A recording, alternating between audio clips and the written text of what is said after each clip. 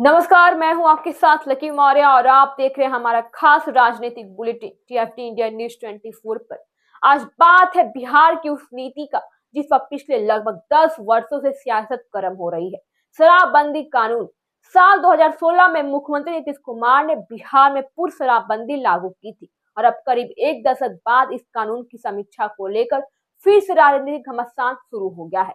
मंगलवार 17 फरवरी 2026 को विधानसभा में एनडीए के सहयोगी दल राष्ट्रीय लोक मोर्चा के विधायक माधव आनंद ने शराबबंदी कानून की समीक्षा की मांग उठा दी। बस इसी से साथ के साथ बिहार की राजनीति में नई बहस छिड़ गई है।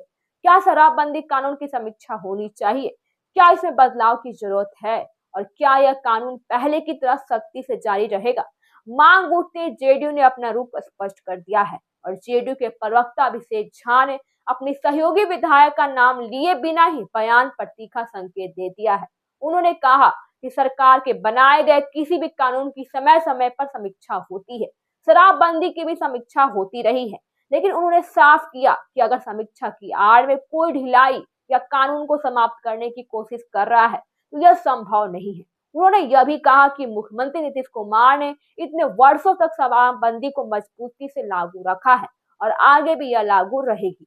अभिषेक झा का इशारा यह भी था कि जो लोग बयान दे रहे हैं उनका दिल्ली प्रवास होता रहता है, यानी उन्होंने अप्रत्यक्ष रूप से सहयोगी दलों की राजनीतिक मंशा पर सवाल खड़े किए हैं। वहीं एआईएम के विधायक अख्तरुल इमान ने शराबबंदी कानून को पूरी तरह फेल करार दिया है। उन्होंने दावा किया कि बिहार में शराब की होम डिलीवरी हो रही है और शराब माफिया को सरकार और पुलिस का संरक्षण हासिल है। अख्तरुल इमान ने कहा कि शराबबंदी के कारण नई पीढ़ी सूखे नशे की चपेट में आ रही है, यानी अवैध और खतरनाक नशे का चलन बढ़ रहा है। और बिहार सरकार के वरिष्ठ मंत्री विजय चौधरी ने साफ कहा कि शराबबंदी कानून सदन में सभी दलों की सहमति से लागू हुआ था। उनका कहना है कि बिहार में शराबबंदी लागू थी, लागू है और लागू रहेगी।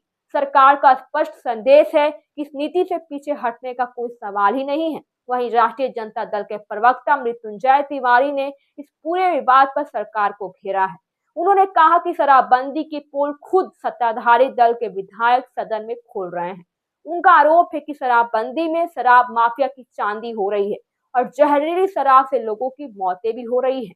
आरजेडी ने मुख्यमंत्री से सीधा जवाब भी मांगा। अगर कानून इतना सफल है तो समीक्षा की मांग क्यों उठ रही है?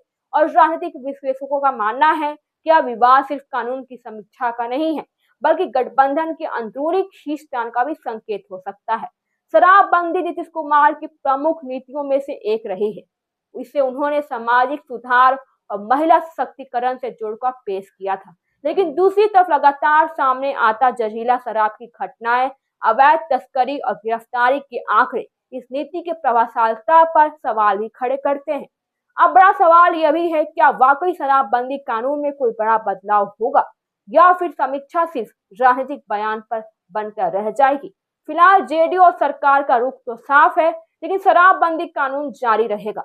लेकिन विपक्ष और सहयोगी दलों की ओर से उठती आवाजें बता रही हैं कि आने वाले दिनों में यह मुद्दा और भी गर्माने वाला है। अभी फिलहाल के लिए बस इतना ही। मैं हूं आपके साथ lucky Maurya, TFT India news 24 पर। हमारे चैनल को सब्सक्राइब कीजिए और शेयर कीजिए।